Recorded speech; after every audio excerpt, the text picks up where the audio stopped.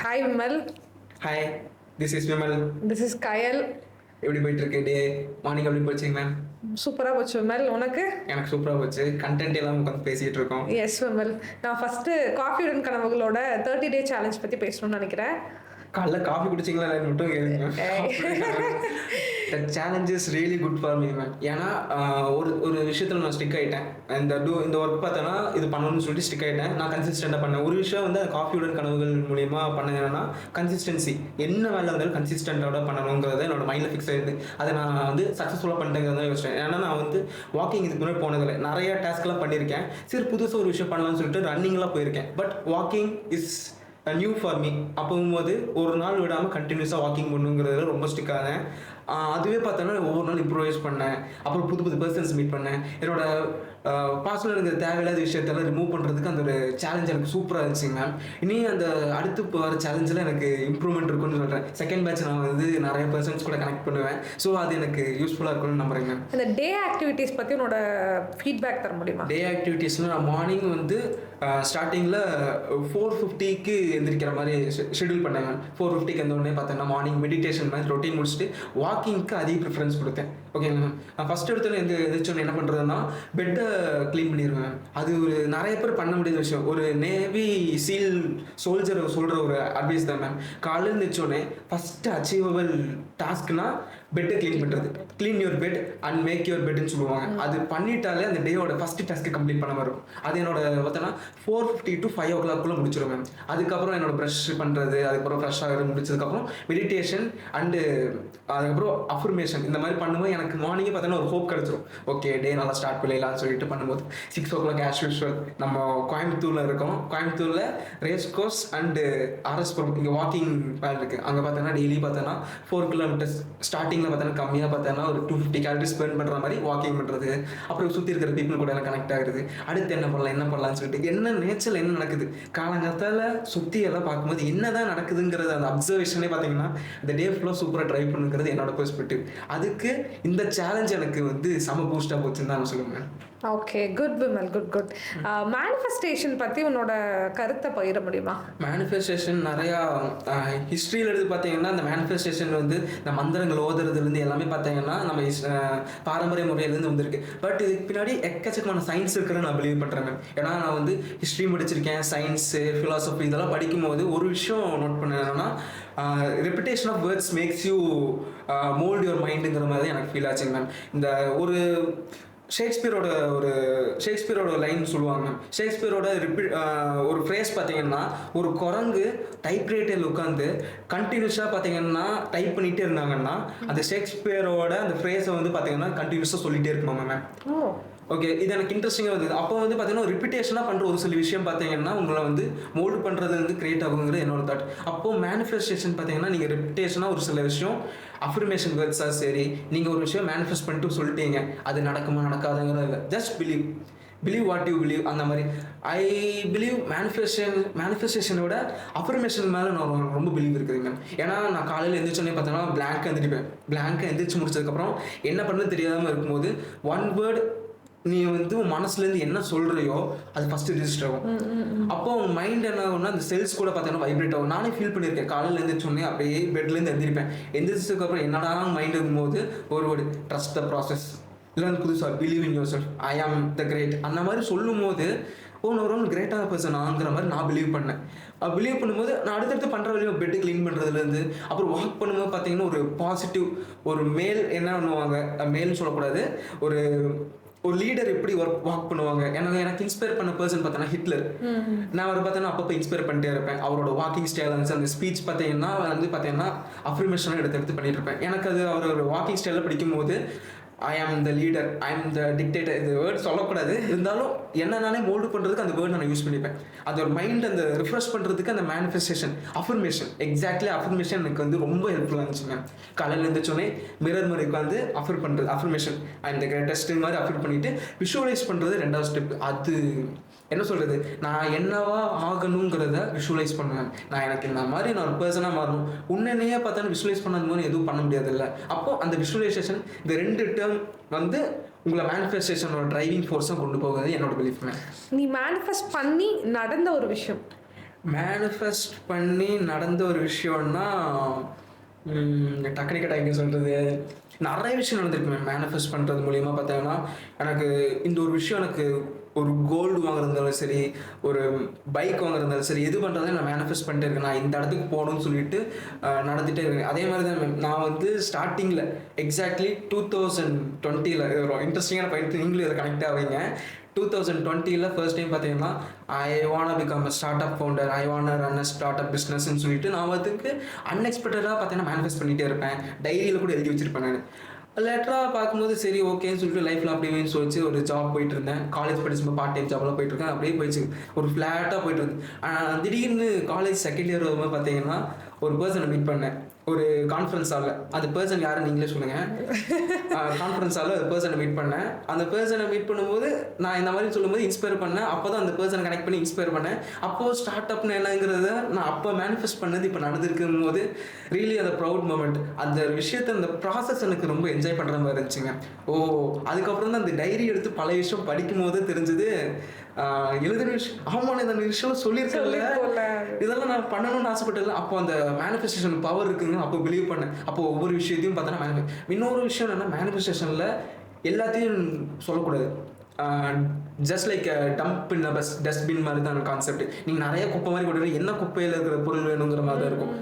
என்ன விஷயம் எது வேணும் அதை மட்டும் டிஃபைன் பண்ணி எனக்கு இதுதான் வேணுங்கிற அந்த ஃபிக்ஸ்ட் மைண்ட் சொல்லிட்டு கிளாரிட்டியோட வரும்போது ஐ திங்க் அந்த ஒரு விஷயம் தான் இவ்வளோ டிரைவிங் ஃபோர்ஸாக பார்த்தா இங்கே கனெக்ட் ஆகிற அளவுக்கு. கண்டிப்பாக நம்ம 2 பேரும் நினச்சி பார்த்தோம் இப்படி ஒரு பாட்காஸ்ட் கனெக்ட் ஆகும் அப்படின்னு. ஆக்சுவலி நம்மளே இதுவே வந்து நமக்கு மேனிஃபெஸ்ட் தான். ஏதோ ஒரு சம்திங் ஸ்டார்ட் பண்ண போய் அங்கே ஒரு மீட் பண்ணி என்னோட மேனிஃபெஸ்டேஷனில் ஒரே ஒரு ஃப்ரேஸ் மட்டும் இப்போ 2 இயர்ஸ்க்கு முன்னாடி மேனிஃபெஸ்ட் பண்ணேன்னா I want to be a public ஸ்பீக்கருங்கிற ஒரு விஷயம். அது எனக்கு ரொம்ப இன்ஸ்பயர் பண்ணிட்டு. ஒருத்தவங்க கேட்டாங்க, நீங்கள் மோட்டிவேஷனல் ஸ்பீக்கராக இருந்தால் பப்ளிக் ஸ்பீக்கராக, ரெண்டுத்துக்கும் டிஃப்ரென்ஸ் இருக்குது. அதுக்கு ஒரு நம்ம பப்ளிக் ஸ்பீக்கரான என்னங்கிற போது அதை மேனிஃபெஸ்ட் பண்ண ஆரம்பித்தேன். மேனிஃபெஸ்ட் பண்ணதுக்கப்புறம் பப்ளிக் ஸ்பீக்கிங் ப்ராக்டிஸ் பண்ண ஆரம்பித்தேன். ஒரு டெடெக்ஸ் பேச ஆரம்பித்தேன். அதுக்கு ஒரு ஃபர்ஸ்ட் ஸ்டெப்பாக தான் பாட்காஸ்ட்னு சொல்லிட்டு அதோட ஃபர்ஸ்ட் ஸ்டெப்பாக அது வந்திருக்காங்க. Let's how manifest this process நான் பார்க்குறேன். கண்டிப்பாக இது நம்மளோட செகண்ட் ஸ்டுடியோ இதுன்னு நினைக்கிறேன். ஃபர்ஸ்ட் ஸ்டுடியோவே ஆக்சுவலி அதுவே அன்எக்ஸ்பெக்டடாக நம்ம வந்து இந்த ரூமியோட ஒரு லைன் இருக்குல்ல, what you seek is seeking you, எதை நீ தேடுகிறாயோ அதுவும் முன்னையே தேடிக்கிறது. கண்டிப்பாக வந்து அது அந்த லைன் ரொம்ப பவர்ஃபுல்லான லைன் நினைக்கிறேன். நம்ம அன்எக்ஸ்பெக்டடாக அது கனெக்ட் ஆகி ஸ்டூடியோ கனெக்ட் ஆகி இன்னைக்கு இவ்வளோ தூரம் இப்படி ஒரு ஸ்டூடியோவில் வந்து உட்கார அளவுக்கு நம்ம க்ரோ பண்ணியிருக்கோம் அப்படின்னா இதுவே பெரிய அச்சீவ்மெண்ட் தான் நினைக்கிறேன். உனக்கும் எனக்கும் இல்லை நம்ம மீட் பண்ணதே ஒரு அன்எக்ஸ்பெக்டட். நீ சொன்ன கான்ஃபரன்ஸில் நீ மீட் பண்ணாலும் நான் தான் அப்படின்னு நீ சொல்லவே இல்லை. ஆக்சுவலி அதுதான் அந்த நானும் ஸ்டார்ட் அப் ஓரியன்டாக இருந்தேன், நீயும் ஸ்டார்ட் அப் ஓரியன்டாக இருந்த அந்த ஃப்ரீக்வன்சி மேட்ச் அப்படிங்கிறது தான் அடுத்த கட்டம் நகர்வுக்கான ஒரு நல்ல ஸ்டெப்பா இருக்கும் அப்படிங்கிறது. அது அந்த மேனிஃபெஸ்டேஷன் பவர்னு சொல்றாங்க. அந்த ஃப்ரீக்வன்சி அந்த வேவ்ல பார்த்தா அந்த பெர்ஃபெக்ட்டா மேட்ச் ஆகும். அந்த சயின்ஸ்ல கூட படிச்சிருப்போம். அந்த வேவ், அந்த வேவ் பாத்தீங்கன்னா கரெக்டா யாருக்கு சிங்க் ஆகுதோ அது பத்தி அட்டாச் ஆகும். அந்த சவுண்ட் வேவ்ஸ் மாதிரி இதுவும் அது வந்து யூனிவர்ஸோட மேஜிக்னு சொல்லலாம். அந்த யூனிவர்ஸ் வந்து அது சூடோ சயின்ஸ்ங்கிற டாபிக்ல போயிருச்சு. சரி இது எல்லாத்துக்கும் நடக்காது, குறிப்பிட்ட பர்சன் அந்த ரூமர் ஸ்ப்ரெட் பண்ணி பார்த்தேன்னா ஒரு மேனிஃபெஸ்டேஷன் டம்ப்புங்கிற மாதிரி விஷயம் வந்து ப்ரொபகண்டாவா பண்ணியிருக்காங்க. பட் அது உண்மையிலே அது பிலீவ் பண்றவங்களுக்கு தான் அது தெரியுங்கிறது என்னோட பிலீஃப்ங்க. யூனிவர்ஸ் மேஜிக் தான். நீ நம்புவதானே விமல்? யூனிவர்ஸ் மேஜிக் ஒரு சில டைம்ல நம்பாத சிச்சுவேஷன்ஸும் மறக்கடிச்சு வச்சிருக்கு எனக்கு. ஆனா லேட்டரா பாத்தீங்கன்னா அது புரிய வச்சிருது. யூனிவர்ஸ் உனக்கு ஹெல்ப் பண்ணுதுங்கிற மாதிரி ஒரு சில விஷயம் புரியுது. ஏன்னா என்னோட லைஃப்ல பார்த்தோன்னா ஹார்டஸ்ட் பார்ட்ஸ் நிறைய வந்திருக்கு. அந்த இடத்துல பார்த்தோன்னா யூனிவர்ஸ்ங்கிற ஒரு விஷயமே இல்லைங்கிற மாதிரி திங்கிங். அதே டைம்ல ஒரு கொஞ்ச நாள் கழிச்சு நானும் ஹெல்ப் பண்ணுவேன்னு சொல்லிட்டு ஐ திங்க் திட்ஸ் காட்ஸ் மேஜிக்னு சொல்றதான்னு தெரியல. But universe has some magic in that நான் ஃபீல் பண்றேன். கண்டிப்பா நான் ஒரு வேர்டு கேட்குறேன். அந்த வேர்டுக்கு உனக்கு கனெக்ட் ஆகிற ஒரு சுச்சுவேஷனோ இல்லை ஒரு சென்டென்ஸோ சொல்லுங்க, ஓகேவா? First of all smart work. என் லைஃப்ல ஸ்மார்ட் ஒர்க்குங்கிறது ஷார்ட்கட்ஸ் தான் சொல்லுவேன். பில்கேட்ஸ் ஒரு விஷயம் சொல்லுவார், நீங்கள் ஹார்ட் ஒர்க் பர்சனோட ஸ்மார்ட் ஒர்க் பர்சன், லேசியான பர்சன்ஸ் வந்து ஸ்மார்ட் ஒர்க். நான் ஐம் லேசி பர்சன், லேசி எந்த ஒரு பெரிய வேலையாக இருந்தாலும் லேசியான பர்சன்ஸ் கிட்ட கொடுக்குன்னு நீ சொல்லுவாங்க. லேசியான பர்சன்னா யாரும் நம்பவே மாட்டோம். காலையில 4 மணிக்கு எந்திரிச்சு நைட்டு அரௌண்ட் 2 o'clock என்னோட பெர்ஸ்பெக்டிவ் லேசிங்கிறதுனா எந்த அளவுக்குன்னு பார்த்துக்கோங்க. ஓகே அது பெருமை சொல்லலை. பட் நான் இன்னும் பார்த்தேன்னா நீ ஒரு லேசியான பர்சன் சொல்லும் போது நான் வந்து ஐ எம் ஹார்ட் ஒர்க்கிங் பர்சனுக்கு ஏற்ற மாதிரி மைண்ட் செட் ஃபிக்ஸ் பண்ணிக்கும் போது தான் என்னோட பிலீஃப். அதான் பில்கேட்ஸ் சொல்லுவாங்க, லேசியான பர்சன் கிட்ட கொடுக்கும்போது அவன் நிறைய ஷார்ட் கட்ஸ் கண்டுபிடிப்பான். தட்ஸ் த ஸ்மார்ட் ஒர்க்குங்கிறது அது அந்த பெர்ஸ்பெக்டிவ்ல தான் பார்க்குறேன். எல்லா விஷயத்தையும் பார்த்தீங்கன்னா இந்த இவ்வளோ ஒர்க் பண்ணுறதுக்கு இவ்வளோ கஷ்டப்படுறோமே, நம்ம அதுக்கு ஷார்ட் கட்ஸ் என்ன இருக்கு சொல்லிட்டு ஸ்மார்ட் ஒர்க்குன்னு சொல்லும்போது எனக்கு இன்னொரு விஷயம் வருது. லேட்ரல் திங்கிங்னு ஒரு கான்செப்ட் கேள்விப்பட்டீங்க? லேட்ரல் திங்கிங் அதாவது ஒன்று லெஃப்ட் இல்லைன்னா ரைட், இது ரெண்டும் தான் ஃபிக்ஸ்டு மைண்ட் செட். இதுக்கு இன்னொரு கிராஃப் ஆரோ மார்க் போட்டிங்கன்னா அது லேட்ரல் திங்கிங். மூணாவது ஒரு பாத்து இருக்குன்னு சொல்லிட்டு இந்த மாதிரி தான் நம்ம மைண்டு திங்க் பண்ணுவோம். எனக்கு தெரிஞ்சு இந்த மைண்டு பார்த்தோன்னா அந்தளவுக்கு ட்ரைன் பண்ணணும் தான் சொல்லுங்க. ஏன்னா லேட்ரல் திங்கிங் ஸ்மார்ட் ஒர்க் இது எல்லாமே சிங்க் பண்றது இந்த கிரியேட்டிவ் மைண்ட் செட். நீங்க கிரியேட்டிவா இருந்தா தான் நீங்க லேட்ரல் திங்கிங் பண்ணுவீங்க, ஸ்மார்ட் ஒர்க்கும் பண்ணுவீங்க. நீங்க ஒரு விஷயத்த ரிப்பீட்டடிவா ஒரு விஷயம் பண்ணிட்டே இருக்கீங்க, அது பண்ண பார்த்தோன்னா இது ஃபிக்ஸ்டு மைண்ட் செட்டுக்குள்ள வந்துடும், க்ரோத் மைண்ட் செட் வராது. அப்போ அந்த லேட்ரல் திங்கிங் ஸ்மார்ட் ஒர்க் இதோட சேர்த்து பார்த்தோன்னா அந்த மைண்டு பார்த்தோன்னா அந்த கிரியேட்டிவ் திங்கிங் இது மூணுத்தையும் கனெக்ட் பண்ணும்போது உங்க be a better person நான் ஃபீல் பண்றேன். கண்டிப்பா விமல். ரெண்டாவது கடினம். கடினம்ங்கிறது ஹார்ட் ஒர்க்கை மீன் பண்றீங்களா இல்ல ஹார்டஸ்ட் சாய்ஸ்? இல்ல ஹார்டஸ்ட் சாய்ஸ் கடினம் அப்படிங்கிறது எல்லா விதத்துலயும் டஃபஸ்ட் அப்படி சொல்லிக்கலாம். எஸ் டஃபஸ்ட்னு என்ன சொன்னீங்கன்னா என்னோட லைஃப்ல டஃபஸ்ட் பார்ட்டுங்கிறது டெய்லி டஃபஸ்ட்டாக கன்வெர்ட் பண்ணுவேன் மேம் எனக்கு. ஏன்னா லைஃபோட ஈஸியஸ்ட் பார்ட்டாக பார்த்தோன்னா ஒவ்வொரு விஷயம் பண்ண அது ஒரு கட்டத்துக்கு மேலே போரிங்காக வரும். இதுவே பார்த்தீங்கன்னா மார்னிங் அதே சேம் மார்னிங் ரொட்டீனில் தான் டஃபஸ்ட் பார்ட் இன் லைஃப்னு சொல்லிட்டு அந்த ஃபர்ஸ்ட் 30 மினிட்ஸ்ங்கிறது ஃபிக்ஸ் பண்ணிக்கிறேன் மேம். ஒரு புக்கு சொல்கிறேன் மேம், ஈட் தட் ஃப்ராக்னு ஒரு புக்.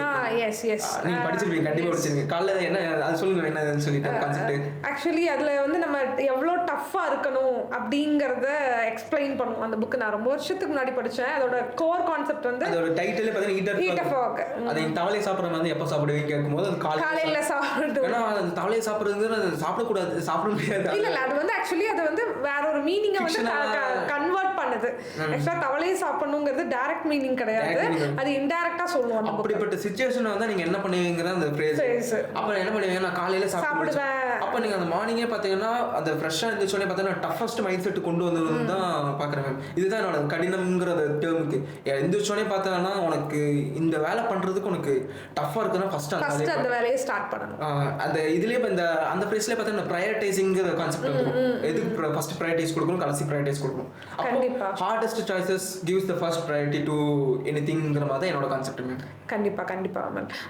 இப்போ இருக்க ஜென்சி அப்படின்னு சொல்றாங்க அந்த கிட்ஸ்க்கு எல்லாமே வந்து ரொம்ப ஷார்ட்டஸ்ட் பார்த்தா டக்குன்னு இன்னைக்கு வந்து நாளைக்கு வின் பண்ணிடணும் அப்படிங்கிற mindset. Choosing shortcuts தான் சொல்லுவாங்க.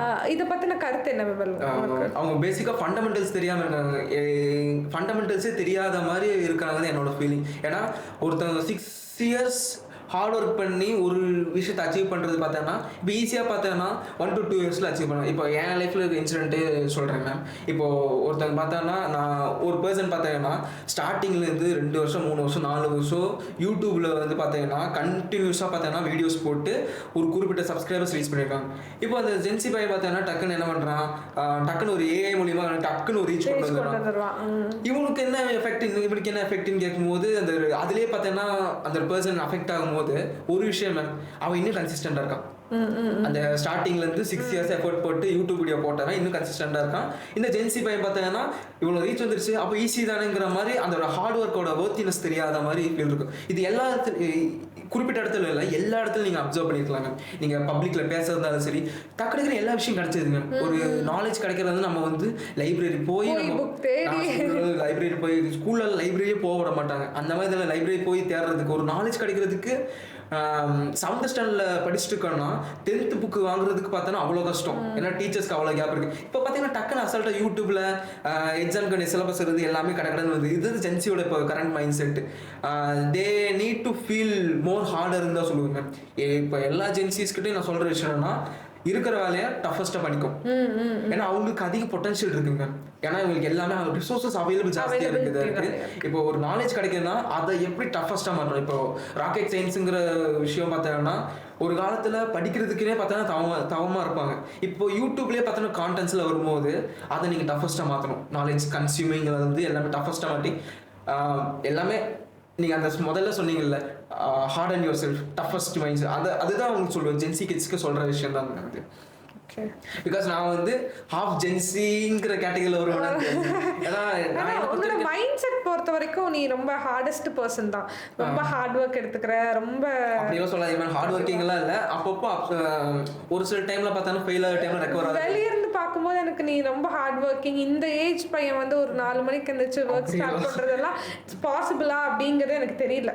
ஆக்சுவலி ப்ரவுட் யுவர் செல்ஃப் அப்படிங்கிறத அக்செப்ட். பட் அந்த பேட்டர்ன் எல்லாமே கொண்டு வர முடியும். ஒரு நார்மல் ஒரு காலேஜ் படிக்கிற பையன் இந்த பேட்டர்ன் 4 o'clock எந்திரிக்கிறது, 2 o'clock வரைக்கும் ஒர்க் பண்ணுறது, லேட் நைட் ஒர்க் பண்ணுறது, ஒரு கன்சிஸ்டண்ட்டாக புக் படிக்கிறது, இந்த இது வந்து எனக்கு கொண்டு வர முடியுமா அப்படின்னு தெரியல. ஃபர்ஸ்ட் விஷயம் எனக்கு ஃபிக்ஸ் ஆனது என்னன்னா 10th முடிச்சதுக்கப்புறம் 10th வரைக்கும் பார்த்தீங்கன்னா வீட்டில் சொன்ன பேச்சு கேட்டுருந்தேன். எக்ஸாம்ஸில் மார்க் வாங்கணும். அதை பண்ணி முடிச்சிட்டேன்னா என்னோட டிசிஷன்ஸ்லாம் நான் தான் எடுப்பேங்கிறது ரெசல்யூஷனாக சின்ன வயசுல ஃபிக்ஸ் பண்ணேன். 10th அது முடிச்சதுக்கப்புறம் கண்ட்ரோல் வந்து நான் தான். எனக்கு அப்போ ஃபஸ்ட்டு ஃபிக்ஸ் பண்ண என்னன்னா நான் வந்து என்ன நானே பார்த்தேன்னா டஃபஸ்ட்டாக மாற்றிக்கணும்னா நான் எனக்கு பார்த்தேன்னா வீட்டில் பார்த்தேன்னா 6 மணிக்கு எந்திரிக்க வேண்டியதுன்னு கேட்பேன். நான் வந்து 4 மணிக்கு எந்திரிப்பேன். அப்போ வந்து ஃபிக்ஸ் பண்ண மைண்ட் செட் தான். நான் புக்ஸு எல்லாரும் மற்றவங்களோட டிஃப்ரெண்ட்டாக தெரியணுங்கிறது என் மைண்ட் செட்டில் அப்போவே ஃபிக்ஸ் பண்ணிட்டாங்க. நீ வந்து புக்கு படிக்கிறது இருக்கிறியா, நான் புக்கு படிப்பேன். நீ வந்து 10 புக்கு படிப்பியா, நான் 100 புக் படிப்பேன். இட்ஸ் நாட் அ கம்பேரிசன் சொல்ல மாட்டேன்.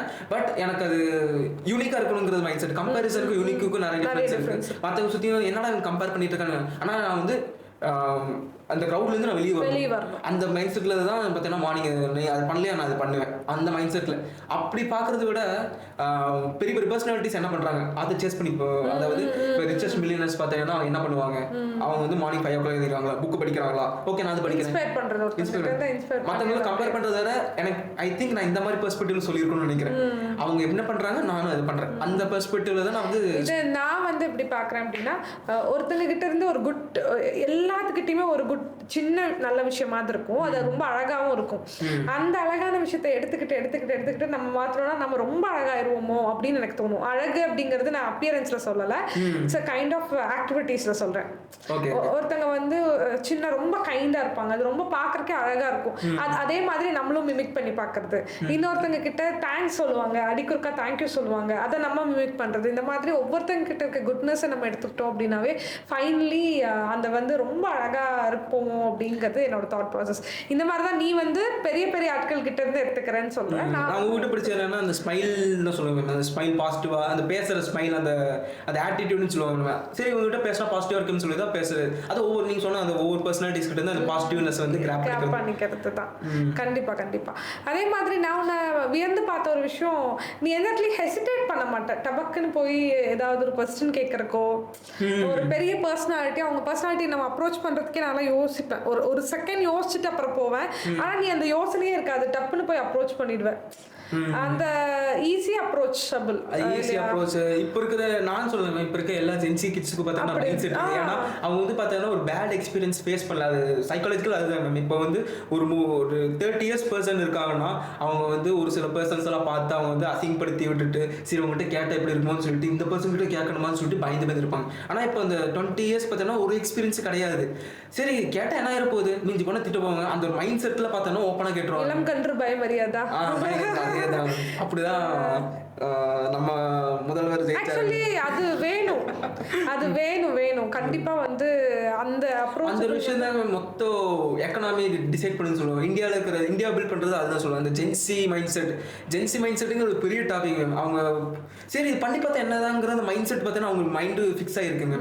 ஏன்னா இன்டர்நெட்ல பார்த்தாங்கன்னா நிறைய ரீல்ஸ் ஸ்க்ரோல் பண்றதுனால சரி ட்ரை பண்ணி பார்த்தாங்க. இன்னைக்கு காலையில கூட ஒரு 2 பசங்க பார்த்தாங்க, 11th படிக்கிற பசங்க. அவங்களுக்கு எந்த மைண்ட் செட்டும் தெரியாது. ஜென்சி கிட்ஸ் கேட்டகரியில் வராங்க வாக்கிங் போகிறாங்க, 2 பார்ட்னர்ஷிப் பண்ணி ஒர்க் அவுட் பண்ணுறாங்க. அவங்க எங்கேருந்து இன்ஸ்பிரேஷன் எடுத்தாங்கன்னு எனக்கு சத்தியமாக புரியல. இப்போ நாங்கள் இன்ஸ்பிரேஷன் எடுக்கிறோம்னா ஸ்கூல் பசங்க அந்த மாதிரி இருக்கு. இப்போ லீவ் டைம்ஸு மாறி மாறி பண்றாங்க, புஷ்அப்ஸ் எடுக்கிறாங்க, நீ 10 இருக்கிறியா, நான் வந்து 20 இருப்பேன்னு சொல்லி சேலஞ்ச் பண்றாங்க. அப்போ நான் அந்த விஷயத்தை அப்சர்வ் பண்ணேன்னா அவங்க மைண்ட் செட் அப்படியே ஃபிக்ஸ் ஆயிருக்கு. சரி ட்ரை பண்ணி பார்த்தா என்ன, இவங்க தான் ட்ரை பண்ண முடியுமா, நானும் ட்ரை பண்ணுவேங்கிற அந்த ஆட்டிடியூட் வந்து ஜென்சி கிட்ட பார்க்கணும். ஏன்னா ஜென்சி கிட்ட நிறைய ஃபிளாஸ் இருந்தாலும் இந்த மாதிரி மைண்ட் செட் பார்த்தோன்னா அவங்ககிட்ட இருந்து நிறைய கிராப் பண்ணிக்கிறேன்னு பார்ப்பாங்க. இது எனக்கு இன்னொரு விஷயம் என்னன்னா, பெரிய பெரிய 60 வயசு 70 வயசு இந்த பில்கேட்ஸ் கிட்ட ஒரு பிடிச்ச விஷயம் என்னன்னா, நான் எவ்வளோ பெரிய எக்ஸ்பீரியன்ஸாக இருந்தாலும் நான் கூட ஒரு ஜென்சி கிட்ஸ் கூட தான் நான் வந்து கனெக்ட் ஆவேன், ஜென்சி ஸ்டூடெண்ட்ஸ் கூட தான். ஏன்னா அவங்க என்ன பண்ணுவாங்கிறது கனெக்ட் பண்ணும்போது எனக்கு புது எக்ஸ்பீரியன்ஸாக இருக்கும். நான் அப்போ தான் இம்ப்ரூவ் ஆகிட்டே இருப்பேங்கிற மாதிரி சொல்லுவாங்க. So never judge Gen Z kids தான் சொல்லுவேன். கண்டிப்பா கண்டிப்பா. உங்களுக்கு ஏதோ பேட் எக்ஸ்பீரியன்ஸ் இருக்காங்க ஜென்சி கிட்ஸ் கிட்ட இருந்து? அப்படி ஒன்றும் பெருசா எனக்கு இல்லை மேல். நான் ரொம்ப அவங்க எல்லாத்தையுமே நீ சொன்ன மாதிரி ரொம்ப துருன்னு பார்க்குறேன். அந்த இளம் கன்று பயமறியாது தான். எது எடுத்தாலும் மேம் பண்ணிடலாம், பண்ண முடியும், நம்ம அது ஒரு பெரிய விஷயமா யோசிச்சுட்டு இருப்பேன். இது பெரிய விஷயம் இல்லை அப்படின்னு அவங்க வந்து அசால்ட்டாக லெஃப்ட் ஹேண்டில் டீல் பண்ணுவாங்க. ஆஹா இது என்ன இவ்வளோ குட்டியா அப்படின்னா, மேம் அதெல்லாம் ஒன்றும் இல்லை, வாங்க பண்ணிடலாம். அந்த மாதிரி இருக்கும்போது நான் நினைப்பேச்சா எவ்வளோ அந்த ஆட்டிடியூட் வேணும். அது ஏன் எங்களுக்கு லேக் ஆகுதுன்னு தெரியல, பட் அது தேவைதான். நீங்க சொல்ற பெர்ஸ்பெக்டிவ் பார்த்தீங்கன்னா அந்த ஆர்வ கோளாறுங்கிற மாதிரி அது எந்த விஷயத்துக்குங்கிறத பேஸ் பண்ணி அது ஆர்வ கோளாறா இல்லையா. நம்ம இப்போ பேசிக்காக பார்த்தீங்கன்னா எக்ஸ்பீரியன்ஸ் பர்சன் பார்த்தீங்கன்னா ப்ரோஸ் அண்ட் கான்ஸ்னு சொல்லிட்டு அனலைஸ் பண்ணி பண்றோம். ஆனால் அவங்க பார்த்தீங்கன்னா அந்த இதில் ப்ரோஸ் மட்டும் தான் இருக்கு, கான்ஸ் என்னன்னு சொல்லிட்டு டைரக்ட் இன்வால்வ் ஆகுறாங்க. இதில் நிறைய பேர் பார்த்தீங்கன்னா சஸ்டெயின் ஆனவங்களும் இருக்காங்க, சில பேர் ஃபெயில் ஆகி பேக் ட்ராப் ஆனவங்களும் இருக்காங்க. இதை நானே கண்ணால் பார்த்துருக்கேன் ஜென்சி கிட்ஸ்லேருந்து. சரி ட்ரை பண்ணி பார்த்தேன்னு சொல்லிட்டு ஃபார் எக்ஸாம்பிள் கூட இருக்கிற ஃப்ரெண்ட்ஸ் கிட்ட ட்ரேடிங் பண்ணுறவங்க எக்ஸாம்பிள் வச்சுக்கிறாங்க. அவங்க பார்த்தாங்கன்னா ஜென்சி கிட்ஸ் தான், ஒரு 19 வயசு இருக்குன்னு நினைக்கிறேன் மேம். ட்ரேடிங் பண்ணுறாங்க, அசால்ட்டாக பண்ணுறாங்க. எங்களுக்கு மைண்ட் செட் இருக்கிற ஸ்ட்ராங், ஒரு எக்ஸ்பீரியன்ஸ் ஸ்டேட்டு கூட அப்படி பேச மாட்டாங்க. அப்படி இருக்கும்போது அவங்க வந்து அசால்ட்டாக பண்ணுறாங்க. ஒரு குறிப்பிட்ட கேங் பசங்க பார்த்தா நல்லா ப்ராஃபிட் பண்ணுறாங்க. அதே மாதிரி சேலஞ்ச் பண்ணி இன்னொரு கேங் பார்த்தீங்கன்னா மணியெல்லாம் லாஸ் பண்ணி அப்போ இதுலேயே அந்த அனலைஸ் பண்ணும்போது தெரியுது அவங்க மைண்ட் செட் எப்படி இருக்குங்கிறது தான். அந்த ஃபேண்டசி வேர்ல்டுக்குள்ளே சுற்றுறாங்க. ட்ரேடிங்கிறது இப்போ ஒரு பெரிய ஒரு டேபு வேர்ட் மாதிரி அந்த ஃபேண்டசி வேர்ல்டுக்குள்ளேயே சுற்றுறது. ஓகே நான் வந்து ட்ரேட் பண்ணா பெரிய ஆளு, நான் வந்து சேனல் வச்சிருந்தா பெரிய ஆளு, நான் வந்து பைக் வச்சிருந்தா பெரிய ஆளு, சம்திங் அந்த மென்டாலிட்டிக்குள்ளேயே இருக்காங்கன்னு நினைக்கிறேன்.